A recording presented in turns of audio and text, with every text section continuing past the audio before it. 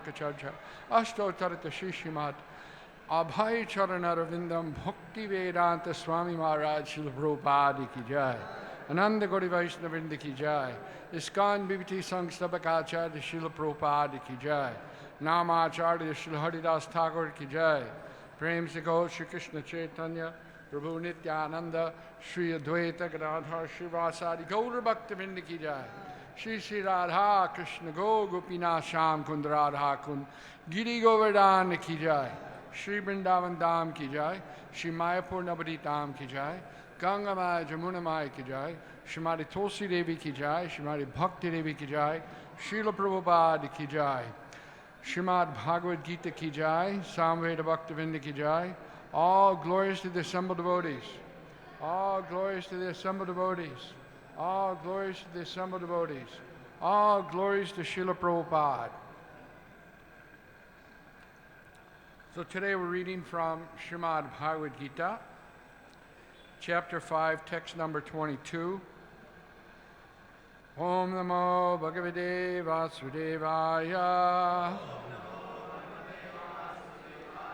Om Namo Bhagavate Vasudevaya. Om Namo Bhagavate Vasudevaya.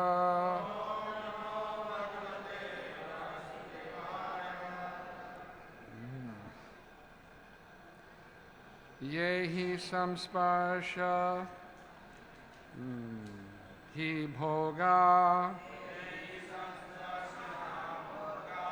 Yehi samsparsha ja bhoga. Dukkha yonaya eva va. Dukkha yonaya eva te. Adyantavanta konteya. Adyantavanta konteya. Nateshu ramate buddha. Nateshu ramate buddha. Yehi samsparsha jabhoga. Dukkha yonaya evate. Adyantavanta konteya. Nateshu ramate buddha.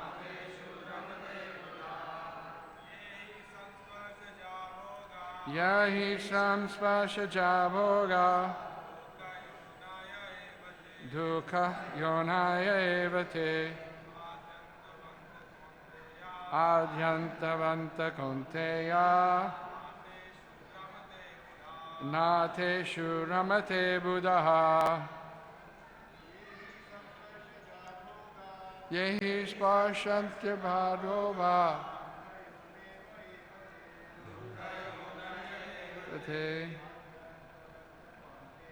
Adyantavanta konteya.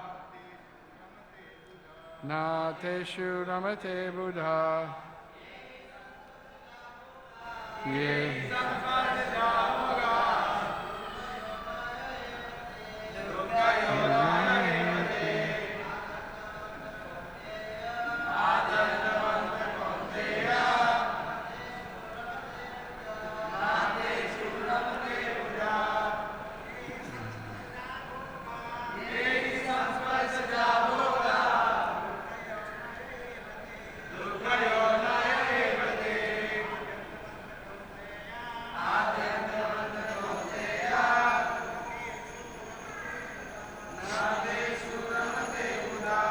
Yea, those, he, certainly, samsparsha jaha, by contact with the material senses,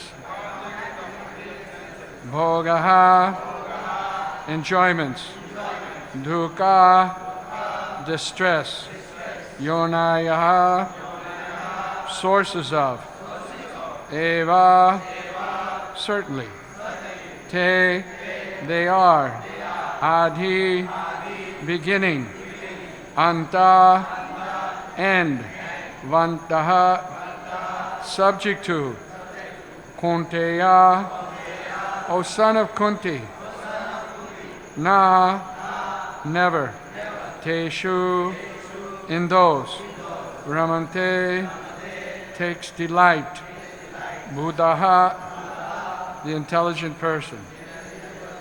An intelligent person does not take part in the sources of misery which are due to contact with the material senses. O son of Kunti, such pleasures have a beginning and an end, and so the wise man does not delight in them. Purport. Material sense pleasures are due to the contact of the material senses, which are all temporary because the body itself is temporary. A liberated soul is not interested in anything which is temporary. Knowing well the joys of transcendental pleasures, how can a liberated soul agree to enjoy false pleasure? In the Padma Purana it is stated, Ramante yogine nante satyamanda chid atmani iti rama pradenaso param brahma vidhiyate. The mystics derive unlimited transcendental pleasures from the absolute truth, and therefore the supreme absolute truth, the personality of Godhead, is known as Rama. In the Srimad Bhagavatam also, Canto 5, Chapter 5, Text 1, it is said, Nayam deho deha bhajam niloke kastan kamam arhate vidbhujamye tapo divyam putakayena sattvam shudyed yasmad brahmashokyam twanantam. My dear sons, there's no reason to labor very hard for sense pleasures while in this human form of life. Such pleasures are available to the stool eaters, hogs. Rather, you should undergo penances in this life by which your existence will be purified, and as a result, you will be able to enjoy unlimited transcendental bliss. Therefore, those who are true yogis, are learned transcendentalists, are not attracted by sense pleasures, which are the cause of continuous material existence.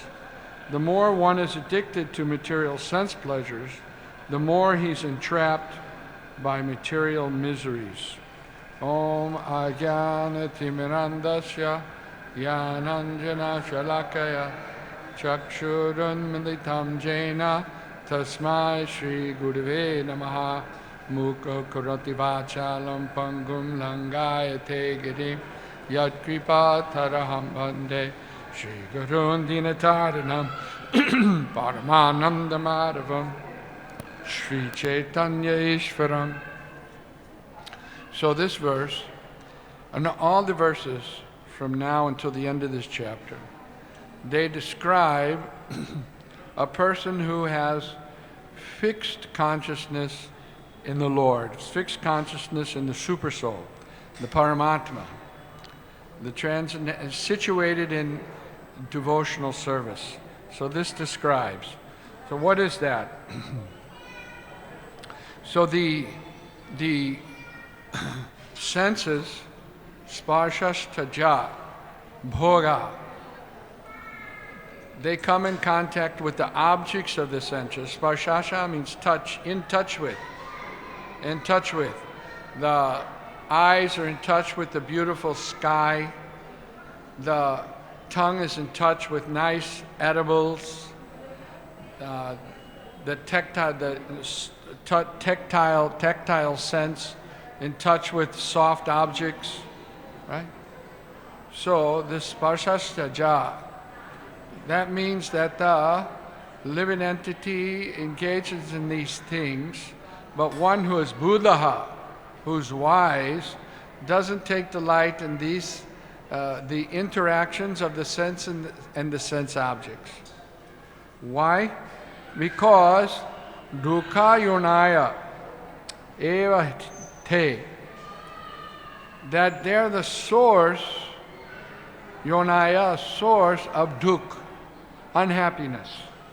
So one might say, well, when I eat gulab jamun, I get happy, right? I like to smoke my cigarettes. I like the taste. Some people say, you know, see the billboard, smoke this cigarette because you get a nice taste.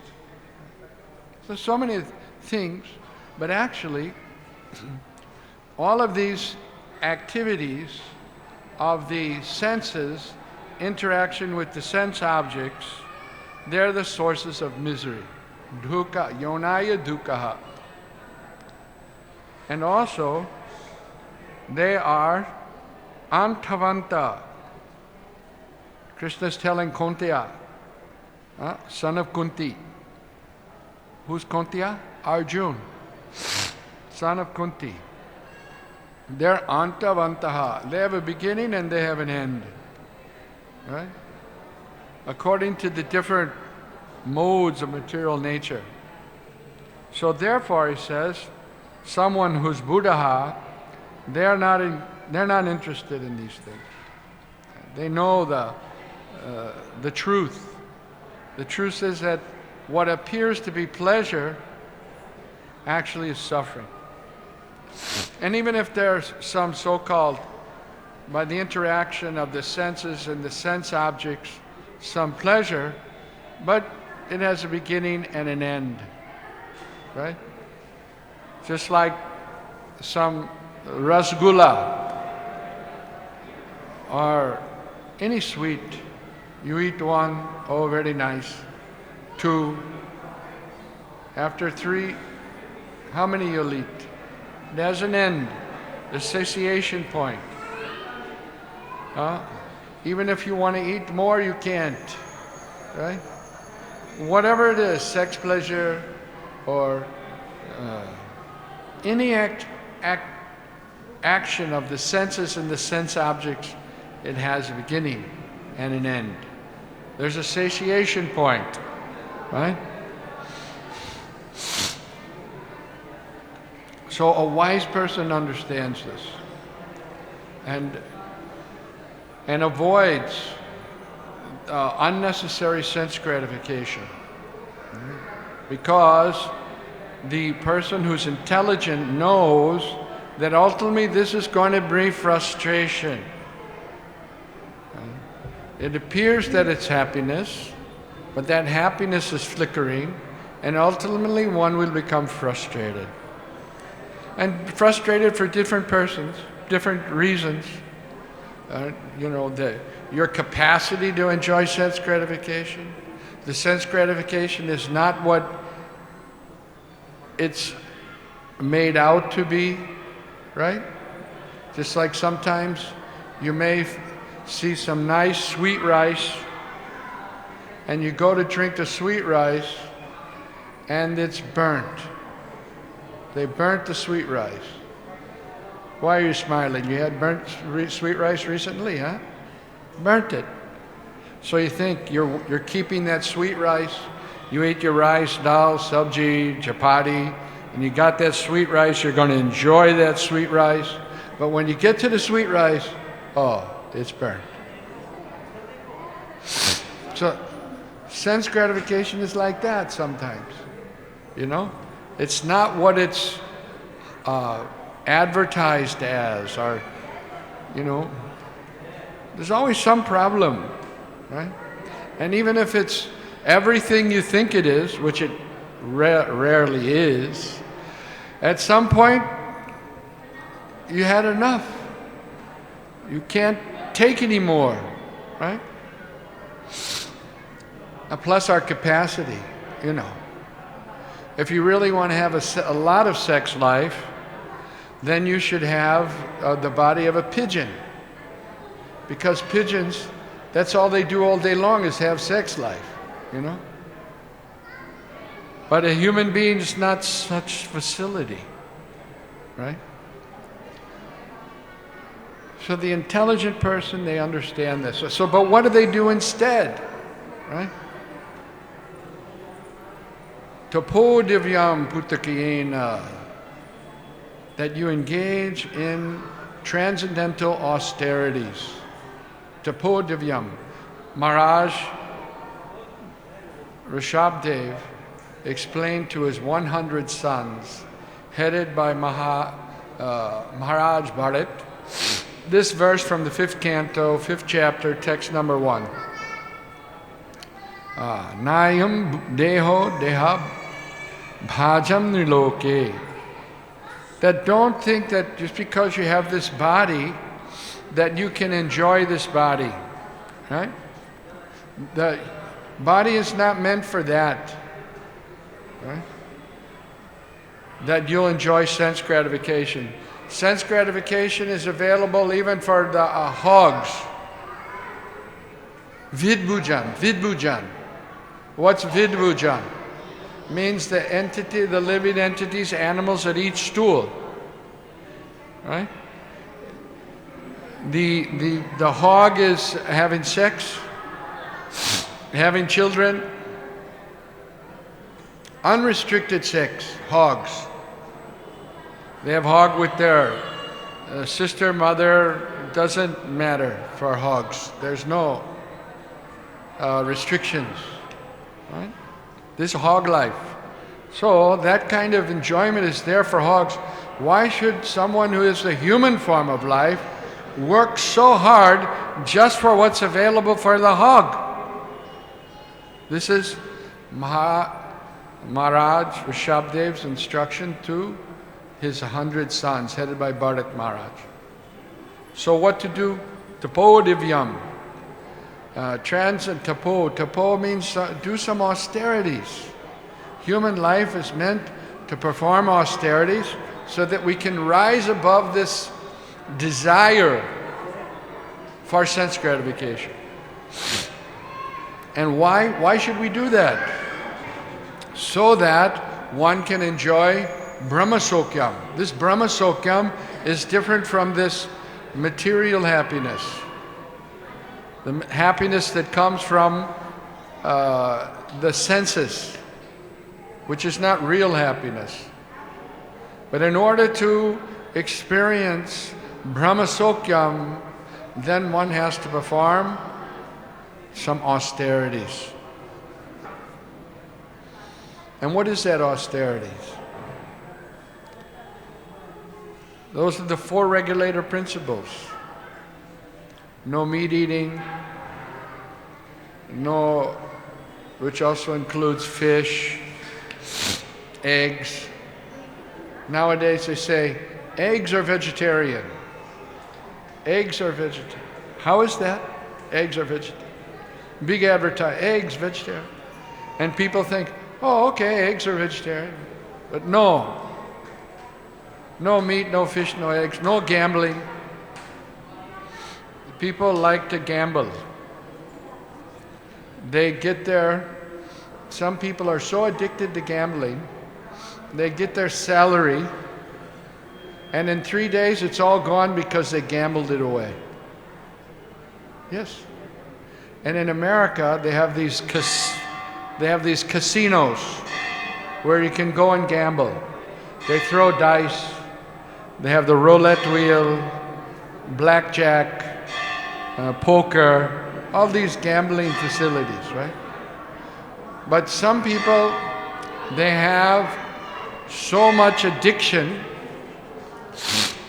to gambling that the casino knows that they are diseased. So they only allow them to lose $500 in a night. Bus. Then they tell them, you have to go.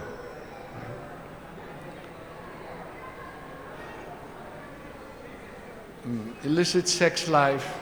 We don't say no sex life, we say no illicit sex life. Sex life is for producing children. It's not for enjoyment, right? So, the tapasya is, the austerity is, that one has, if you have to have sex, you have sex for having children, and then that's it, right? as a householder who only has sex for having children is also known as a grihastha brahmachari. A grihastha, but grihastha who's controlling the senses. Right? For this sex life, people are working very hard day and night, risking their lives. Actually, it's a fact. How many people go in the train to work in Bombay? So many people pack into the train. And how many people every day die, fall out of the train, pushed out of the train? Every day. They're risking their lives. Why? So they can get money and enjoy their sex life. One time Srila Prabhupada went to a member's house. And he was introducing his family. This is my son, this is my daughter, this is my brother's son, this is, one after another, the family members. And when we went out of the room, Prabhupada turned to the devotees and said, "This is my sex life." So this kind of, sense gratification, Lord Rishabdev is describing that this is available even for the vidbhujan, the hogs and dogs.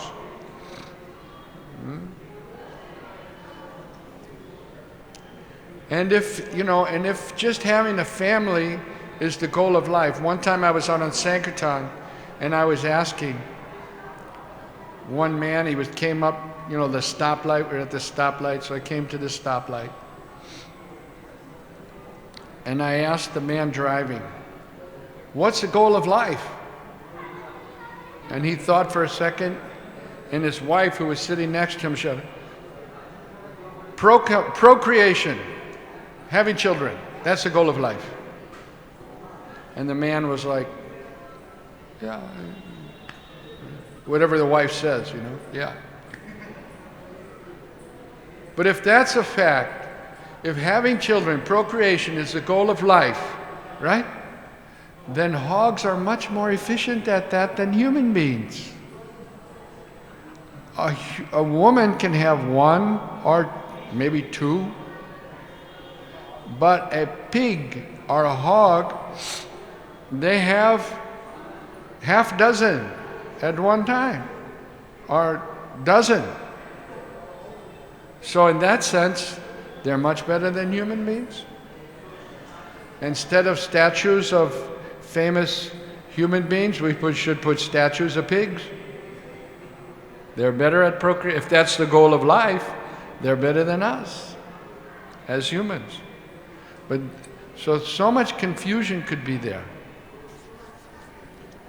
And once in California, back in the 60s, when Srila Prabhupada was preaching in San Francisco, the hippies, the hippies? They used to take a lot of intoxication and have strange ideas. So they got the idea they were going to worship pigs. And they were worshiping pigs. And Srila Prabhupada said, "Just see how degraded they have become." So Srila Prabhupada uplifted them and asked them to perform some tapasya. What was that tapasya? No meat, no fish, no eggs, no gambling, no intoxication, no illicit sex life. This little bit of tapasya, could elevate them. And chanting of the holy name of the Lord, Hare Krishna, Hare Krishna, Krishna, Hare Hare, Hare.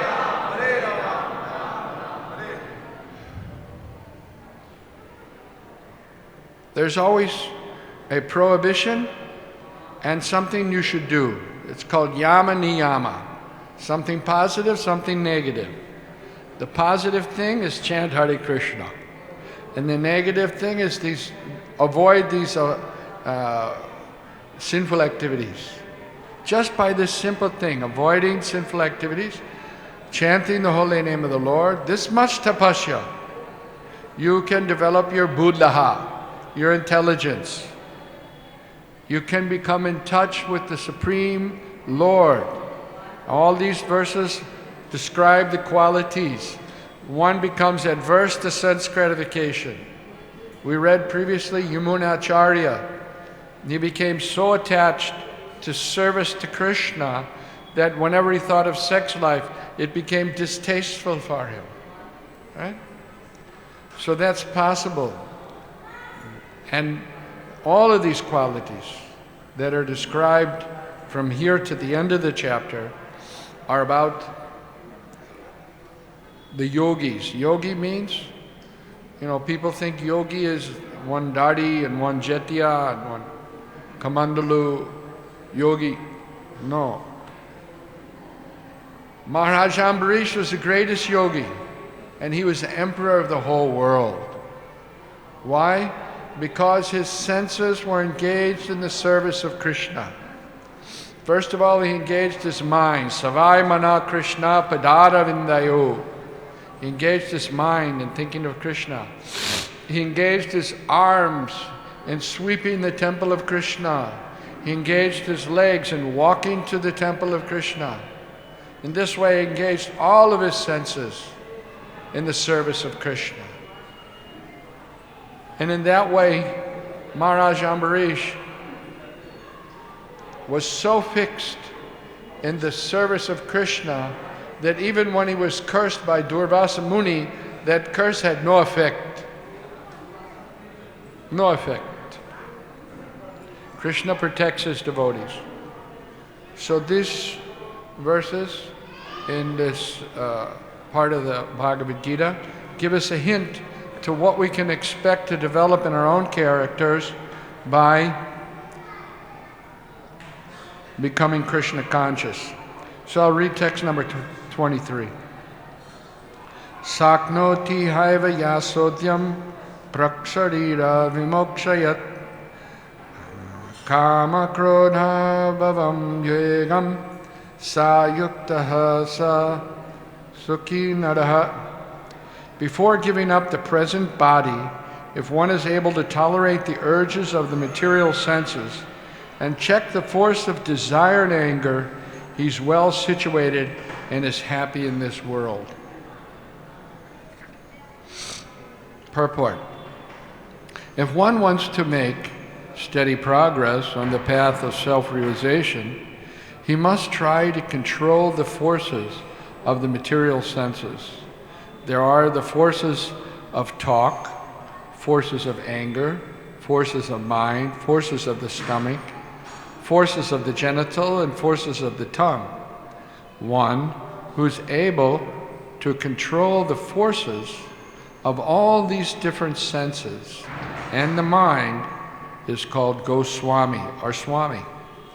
Such Goswamis live strictly controlled lives and forego altogether the forces of the senses. Material desires, when unsatiated, generate anger, and thus the mind and eyes thus become agitated. Therefore, one must practice to control them before one gives up this material body.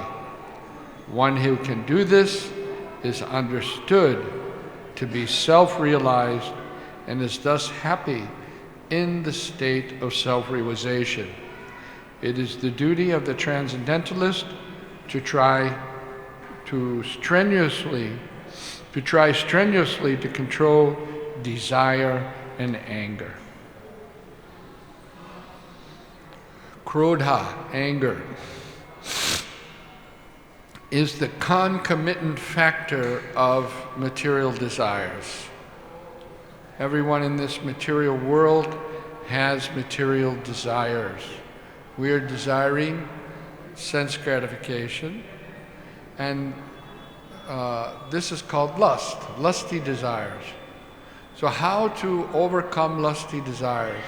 What is the result of lusty desires? The result of lusty desires is that we become frustrated. Frustrated. Dhyayato vishayan pumsa sangashtashu bhajayate sangat sanjayate kama kamat krodho bhajayate. That by contemplating the objects of the senses, one develops attachment. And from that attachment, one develops frustration because it never works out exactly the way we think it does. So the end result of lusty desires is that we become frustrated, and due to frustration, anger.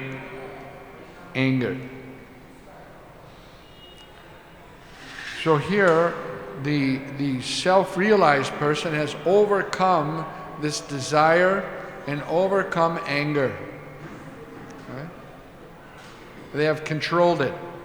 So how to control that? Well, that's the process of bhakti yoga. By engaging the senses, one can control the senses. We have the desire to taste something, but if we strictly follow the austerity to only take food that's offered to Krishna prasadam, then we can control the tongue, right? If you can control the tongue, what are the two businesses of the tongue? The two businesses are to vibrate and to taste, right? So very difficult to control this tongue, right? People like to enjoy the tongue. So in Bombay you see so many restaurants, right, for enjoyment of the tongue. And also to control the talking. People talk so many things all the time. Right? A yogi is one who talks about Krishna. A yogi is one who uses the tongue only in Krishna's service and all the senses in the service of Krishna. This is what a yogi is. One may be doing anything. One may do job. One may have a business. That doesn't matter. But if one can control the senses, the tongue to taste Krishna prasadam and talk about Krishna, not to talk nonsense. Sometimes we see that there's big yogi, so-called yogi, and they do Mona Brat, no talking. They have the chalkboard. They write on the chalkboard. But this is for persons who are trying to control their tongue because they talk all nonsense. So if you're talking all nonsense, better to have Mona Brat than no talking. But higher than that is to use the sense of the tongue to talk about the philosophy of Bhagavad Gita, to talk about the pastimes of Krishna and Krishna's devotees. This is higher, much higher. Why is it higher? Because you're not only benefiting yourself by talking about Krishna, but anyone who's listening to you talk about Krishna, they're also being benefited. So you're helping yourself and helping others. This is the real yogi who's enjoying Brahmasokya, means that the senses are engaged in the service of Krishna. The eyes want to see something beautiful. You can come to the temple and see the beautiful form of Shri Shri Radha Rasbihari, Gaurnitai, Sitaram Lak. How beautiful. Nice garlands, beautiful dress. We want to smell the incense offered in the temple.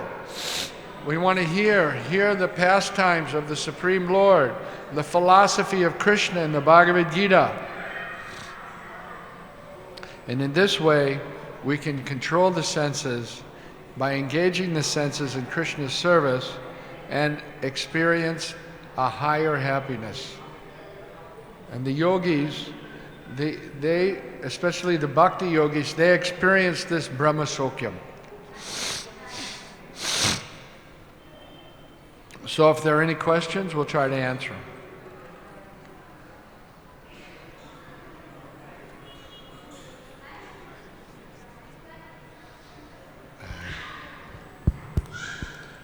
Hare Krishna. Thank you, Guruji, for the very nice, wonderful explanation to these two verses. Yes. My question is, in the previous verse, Krishna was explaining that Adi Antavanta Konteya, that this material pleasure has a beginning and end. But when we try to tell this to new people, they often say, no, let me go and experience it. I don't believe what you say. First I go and let's experience it, and then I will see how it is. Yeah, there's different kinds of people that have different kinds of intelligence.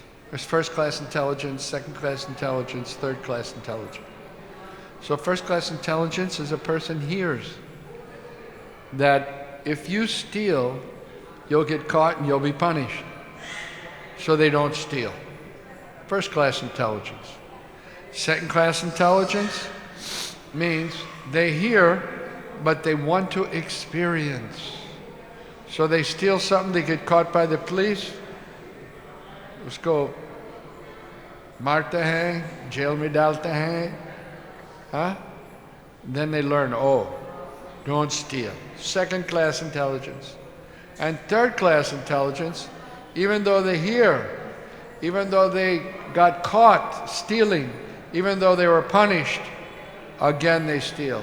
Third-class intelligence. So some people have different levels of spiritual intelligence. And, if their karma is not such, they can't hear. They're in this mood that I have to experience.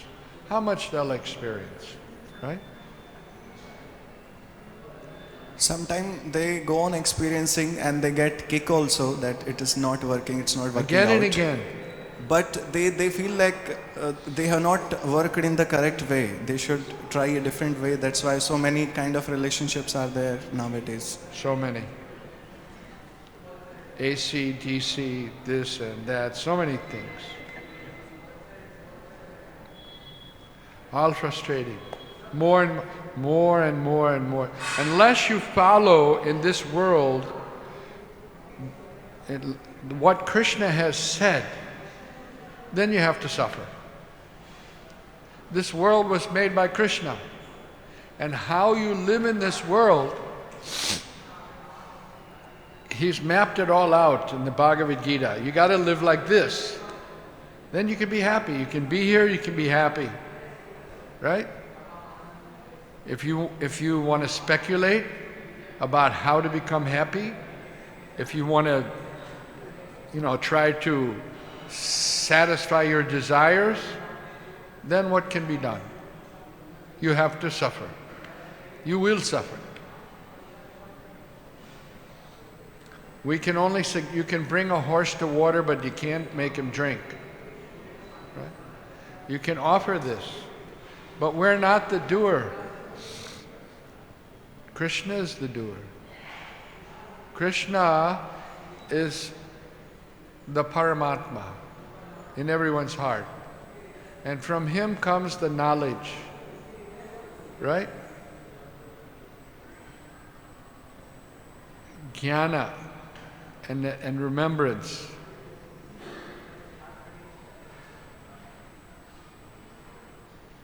If Krishna's, doesn't give that person the intelligence, where will they get the intelligence? Right? So they won't be able to understand. They'll be following their mind. First, let me try to enjoy. When I get old, then I'll start chanting. Right? When I become old age, I'll be chanting. But if you spend your whole life in sense gratification, your body will be so wrecked that you won't even be able to chant in your old age. So many, this pain and that pain and this pain. So many things. Old age. Rather, Prahlad Maharaj says, from a young age, begin this tapasya, this bhakti. the process of engaging the senses in the service of Krishna. Then we can be happy. People want to be happy. They don't know how to be happy. Nobody knows how to be happy. Show me that person. They'll say, no, I'm happy. I'm happy. I'm very happy. Oh, really? Their children don't listen to him. One kid's smoking dope. Another kid is doing heroin. You know, all these things are going on. They don't even know it, right? Somebody is in rehab for alcohol. They have to go to the hospital to flush out their body from all the alcohol they're drinking, right?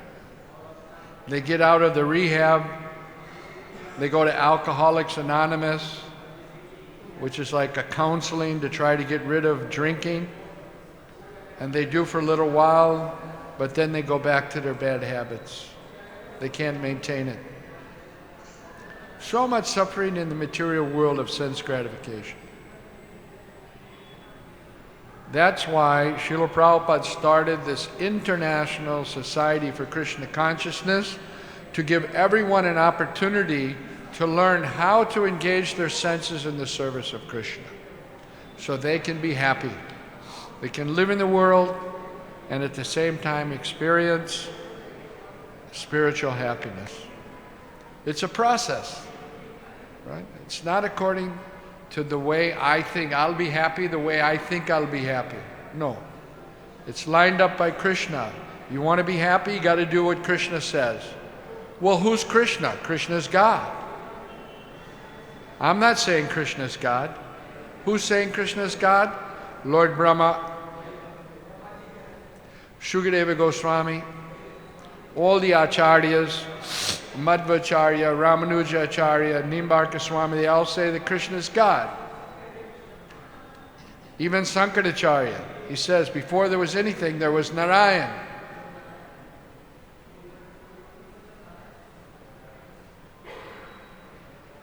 You want to be happy, you got to follow the instructions that Krishna has given, and then you can be happy.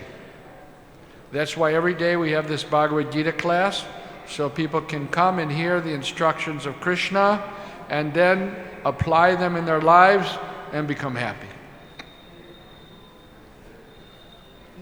Any other questions? Back there, there's a question.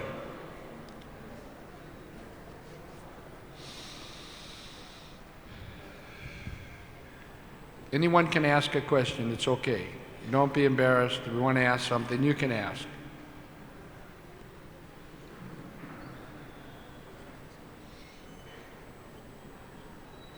Hare Krishna. This Prabhuji is telling that when person dies at family. When a person dies at family, like that family member cries. So why, for whom they are crying? So he's like, that person is dead. He's front of us only. So whom he is crying? So why he is crying? Why is so sad? Why is he so depressed? For whom he is crying? Because that person is lying down in front of him. So Prabhuji is asking that person thinks that the person that who has died, who is my close man. That just goes to show they never knew that. They never saw that person. They never knew that person. Because the body is lying, but yet they're crying. Because they say, no, my father is gone, my father is gone. Well, where is your father? He's lying on the floor. No, he's gone, he's gone. That means they never saw their father. They only saw the body. So yes, we say, try to understand who we are as eternal spirit souls, nothing to do with the body, and then you can understand who everybody else is. By developing our relationship with the Supreme Lord, we can understand our relationship with each and every person. Okay? Any other questions?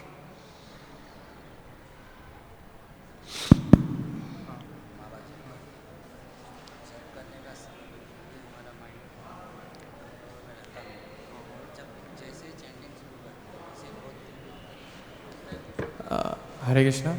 The Prabhuji is asking that while chanting, like he does not get any focus. Like while just chanting, he started, mind goes away and runs away. So what should he do that time? Like it's very difficult to him to for chant.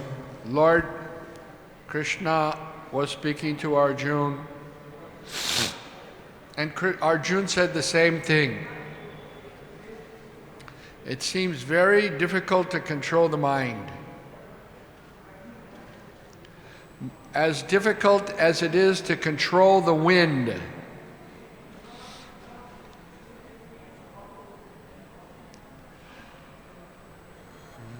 The wind is sometimes there's a tufan. What do they call it? Typhoon. Blows the trees down, right? The wind is so strong. Can you control that? So Arjuna says, trying to control the mind is like trying to control the tufan, the hurricane.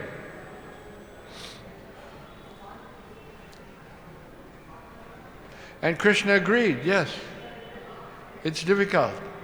But you can do it by detachment and practice. Gradually, we can't think of the holy name because we're so attached.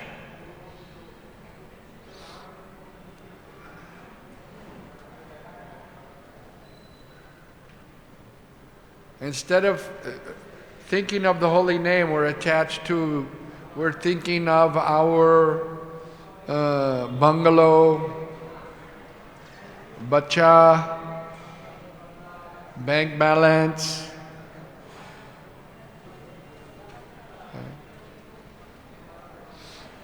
BB, right? We're thinking all these things. Because attachment, I'm attached. So gradually, by chanting the holy name, we can become detached. How do you become detached from all the material things? Just think, so many lives, we had so many lives. Every life we had a mother and a father. In next life we're going to have another mother and a father. But yet we're thinking, this is my mother, this is my father. How many father and mother? So many. Why this one is so important? Attachment, attachment. But actually, Krishna is our father. Krishna is our mother. Krishna is our Dharma Pran. Eternally. By chanting the holy name, we can realize that. And by hearing this Bhagavad Gita classes, we can realize that. Hare Krishna, thank you very much. Srila Prabhupada ki, Srimad Bhagavad Gita ki, Nitai Gaur Premanande, Hari Hari Bo.